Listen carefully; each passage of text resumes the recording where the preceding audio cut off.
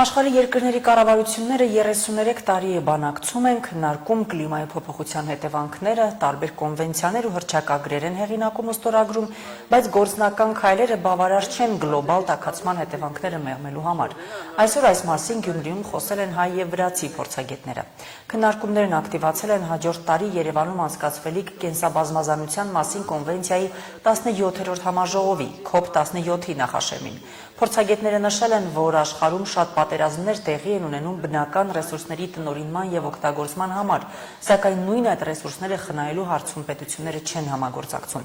Փորձագետների կարծիքով կլիմայի փոփոխության հիմնահարցերի շուրջ համագործակցությունը պետք է փոխարինի թշնամանքին ու հակամարտություններին։ Կլիմայի փոփոխության հետևանքները մեղմելու այդ հարցում քաղաքասարակության դերը բարձրացնելու մասին Հայաստանի եւ Վրաստանի մոտեցումներում ընդհանրությունները շատ են։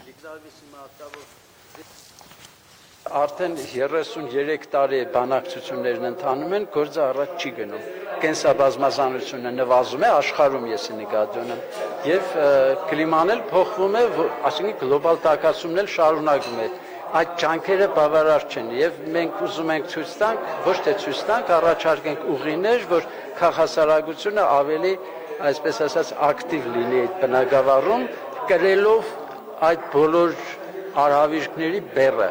Կրելով բեռը, քաղաքասարակությունը պետք է ունենա նաև լծակներ ազդելու այդ գործընթացի վրա, պետությունների վրա։ Микропроект, но для того, чтобы мы вместе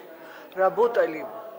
Սա համատեղ աշխատելու մասին միկրոնախագիծ է։ Հայաստանի եւ Վրաստանի հասարակական կազմակերպությունները ջանքերը համատեղում են բնությանն օգնելու համար։ Պետք է փորձենք մեղմել կլիմայի փոփոխության հետևանքները։ Միասին պետք է աշխատենք, քանի որ պետությունները ունեն սահմաններ, բայց բնությունը սահմաններ չի ճանաչում։ Изменение климата.